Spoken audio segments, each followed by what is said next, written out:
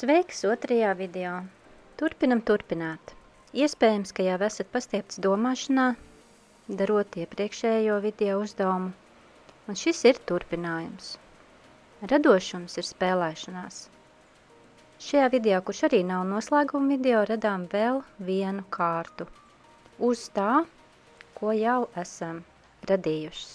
Kādēļ vairākas kārtas uz esošajām pašās beigās jūs pamanīsiet pašas šo atšķirību? Šis radošais darbs iznāk sulīgāks un labsajūta raisošāks. Mums patīk tekstūra, faktūra, sajūta pēc taustas, skaisti izskatās raibumiņi, kuri pavisam nemanot pavīt cauri nākamajai kārtai un rada tik ļoti īpašo efektu. Mēs tagad lietojam pirkstus, protams, varam arī otu, bet paspēlējieties, triepjot krāsu ar pirkstiem, un pēc tam ar otas otru galu vienkārši radiet kaut kādas līnijas, riņķīšus, citiem vārdiem sakot, tekstūriņu.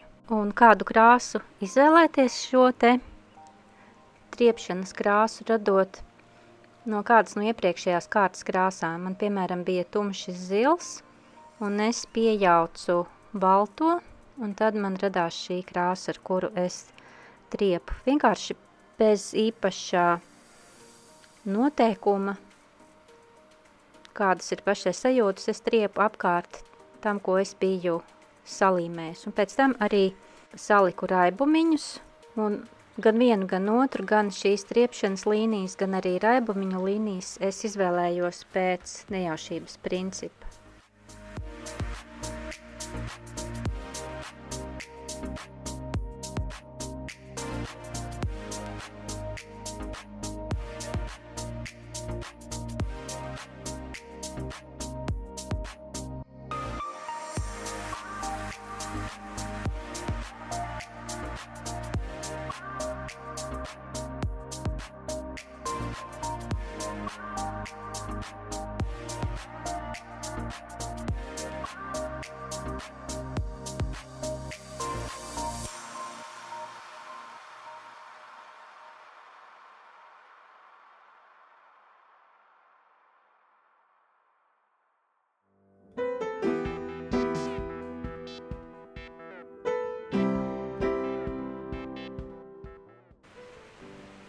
Un šeit es pieliku klāt sarkanai krāsai nevis balto krāsu, bet džeso, tieši tāpēc, ka es gribēju, lai šī krāsa ir necaurspīdīga.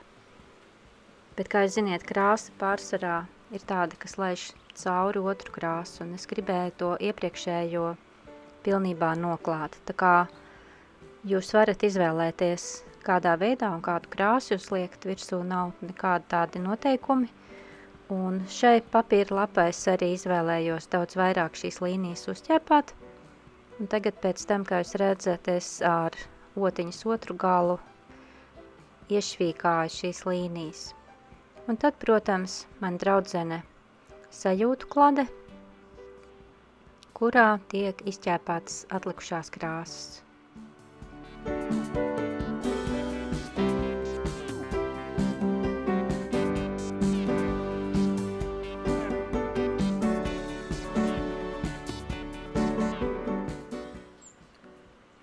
Šeit atkal ar poskapenu, paspēlēties ar dūdlingu, apvilkt atkal dažādus riņķīšus, punktiņus,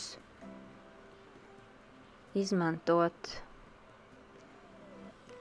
to, ko mēs esam iemācījušās dūdlingā. Bet, protams, katra iepriekšējā kārta ir kārtīgi jānožāvē, vai nu izmantojot matu žāvētāju vai īpašos žāvētājus, vai arī vienkārši atstājot līdz nākamajai dienai vai nākamajai reizei, lai pats no sevis tas viss arī nožūtu. Un šos raibumus radot, es arī ieteiktu mainīt otu izmērus ar tādu pavisam plānotiņu. Pirmās kārtas mēs vairāk ar tādiem lieliem rīkiem krāsojām, raibums radījām ar lielākām otām, un šīs kārtas jau mēs ar kaut ko smalkāku, un vai nu ar tādu mazu apaļotiņu arī var taisīt raibumus, vai arī paņemt, ko sauc par dažādiem šiem te vatas puķīšiem, arī ar tiem var taisīt ļoti skaistus apaļus nospiedumus. Un arī gan mainīt virzienu, gan arī nospiedumu lielumu. Vienkārši spēlējamies.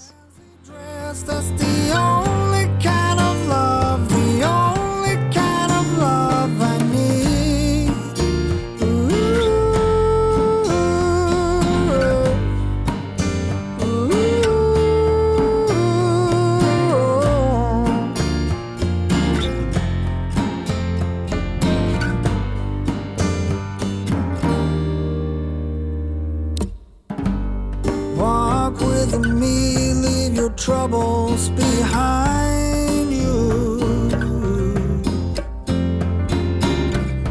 Oh, let me carry them until we know what to do.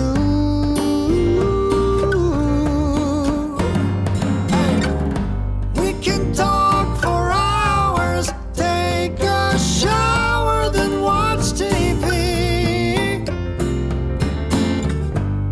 Move to the west. Un cik daudz dūdlingot, tas ir jūsu pašu ziņā, cik daudz jūs gribat spēlēties, jo, godīgi sakot, ļoti maz no tā kaut ko varēs redzēt cauri.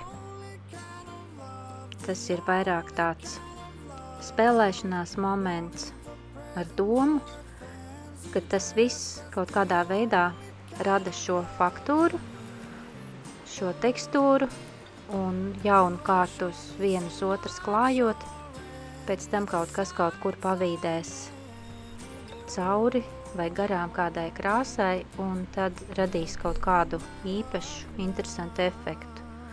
Un tieši tas, ka tas nav nekas paredzams, kā tur viss izskatīsies, tas ir tas pats interesantākais, tas inčīgākais šajā visā procesā. The only kind of love I need.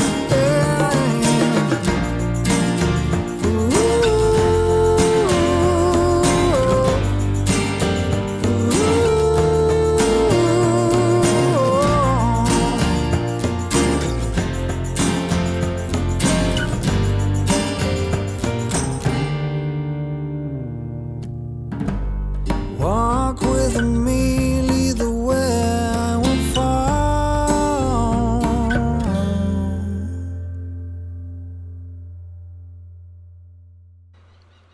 Tagad atkal jauna kārta, kas saucas ļaujam iet iepriekšējai, un tādas tā kā lapiņu formas, visādus ovāliņus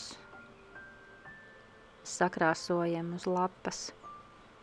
Un no kā es veidoju krāsu, tas atkal ir džeso, kuram ir piejaukts nedaudz klāt no tā, kas ir iepriekšējā kārtā, vienkārši tonīši pēc, bet es arī piejaucu nedaudz tādu dzeltenīgo, jo es negribēju tik zilu toni, es gribēju tādu vairāk vaniļas toni. Un šeit jau es švīkāju virsū vienkārši pildspalvu, un kam tas ir domāts tieši tas, ka tur ienāk kaut kāds šis melnais, tas dod atkal kaut kādas inčīgas līnijas, ka mēs rakstām ar šo melno, tādu ļoti kaut ko smalku, un pie džeso arī es esmu piejaukusi šeit oranžo, un ar to oranžo atkal krāsoju dažādus laukumiņus, un nolīdzsvaroju to visu arī ar raibumiņiem.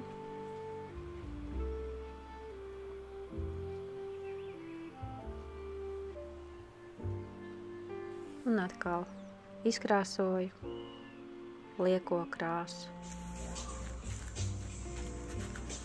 Patavs tuvai ir nožuvis, jo ir svarīgi, lai pildspalva neaizsmerētos ar mitru vai slapju krāsu. Un tad atkal izmantojam savas dūdlinga idejas.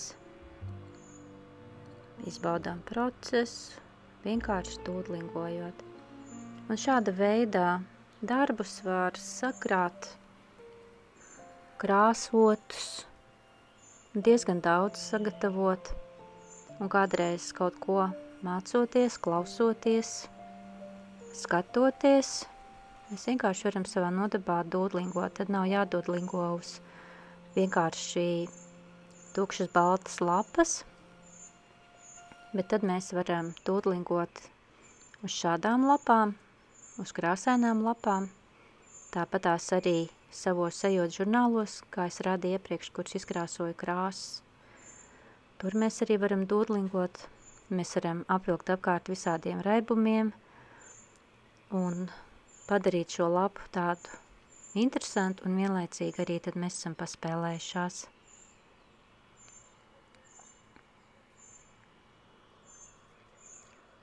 Un šādus te apļus liekot un krāsojot uz iepriekšējās pamatnes, parasti mēs jaucam kopā ar kaut ko balto ar kaut kādu krāsu no iepriekšējās. Un, ja ir vēlēšanās, tad var darīt tā, kā es darīju, kā es ar džeso jaucu.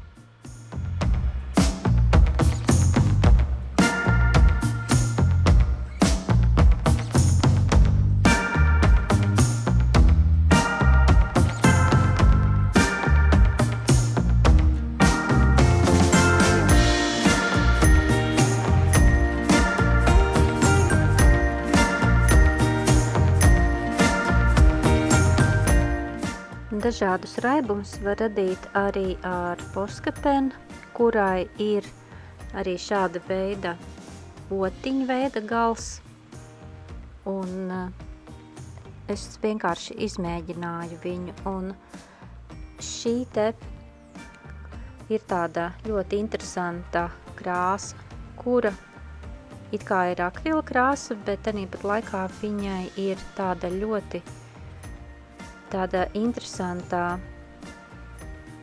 tāda noklāšanas spēja. Viņa ir ļoti necaurspīdīga un tāda matēta, un viņa vienlaicīgi arī nav bieza, viņa ir plāna. Un jā, es vienkārši paņēmu intereses pēc, kā tas ir, un paspēlējos, un man patika. Un šeit ienāk zaļā krāsa, arī kontrasti pēc, tāpēc, ka tur iepriekš nebija. Un tur tā kā zilais, sarkanais, zaļais, tā kā jūs zināt jau pamatkrāsas. Un pēc tam ar balto sajaucu to nedaudz sarkano toni.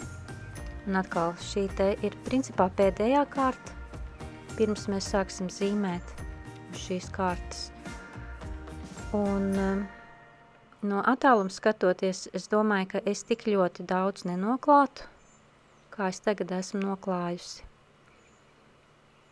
Bet, principā, man arī rezultāts patika. Bet šī mirklī, kad es krāsoju, uzreiz pateikšu, kādas man bija sajūtas. Godīgi es tā kā sāku just jau izmisumu. Man likās, ka es tikai krāsoju un dūdlingoju, un izskatās, ka nekāds rezultāts tur neizskatās. Tā kā es jau jūs pašā sākumā brīdināju, ka katram radošajam darbam, varbūt ne gluži katram, bet ļoti daudz radošiem darbiem tādiem kā šis, kur mēs nevaram saprast, kāds būs rezultāts, jo mums nav tāds īpašs plāns, mēs vienkārši spēlējamies krāsām un domājam, kur ko krāsot. Kaut kādā momentā pazūd ideja. Un sāk rasties doma, ka tas ir viss ļoti haotiski, vairs neko nevar savilkt kopā, un kas tur beigās sanāks. Un, jā, tā kā es tur darbojos uz tādas nesapratnes, neziņas, izmisuma, robežas un domāju, ko es tagad varētu darīt, kādā veidā es varētu kaut ko izdarīt, lai es tūlīt pat šo darbu neizmestu miskastē, bet ka tur kaut kāds sakarīgs rezultāts rastos. Un, jā, tā kā izturiet, ja arī jums ir šādas domas vai sajūtas, vienkārši izturiet šo fāzi, jo es jums varu garantēt, ka rezultāts būs skaists, daudz skaistāks un labāks nekā jūs tagad varat iedomāties. Un tikai sekojiet no sākuma pirmajā šeit darbā vairāk līdz tam, ko es rādu, un tad pēc tam jūs varēsiet paši improvizēt ar saviem darbiem.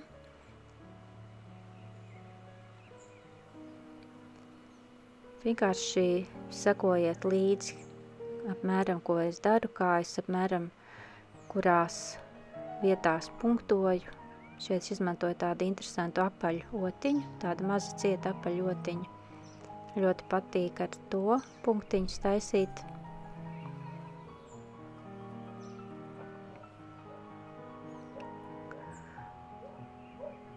Un kompozīcijas princips arī ir tāds, vienkārši sekot savām sajūtām.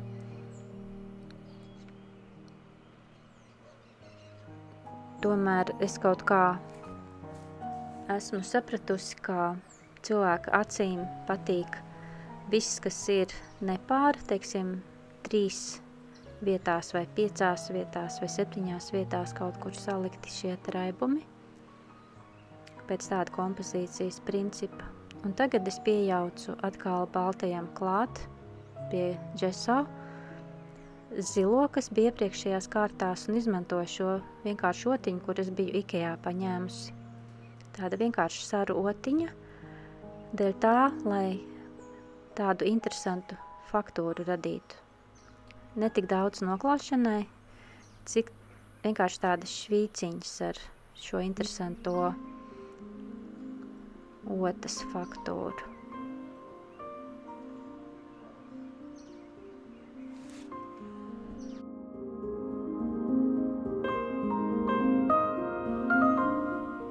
Un tad kaut kur atjaunojam kādu raibumiņu, kur kaut kur liekas, ka kaut kas ir pazudis, lai iegūtu kaut kādu līdzsvaru, tur zaļo nolīdzsvaroju ar kādiem raibumiņiem. Un tad viss, iemācījies ļoti interesantu metodi un pabeidzam nākamajā video. Ļauj savai gaismai spīdēt!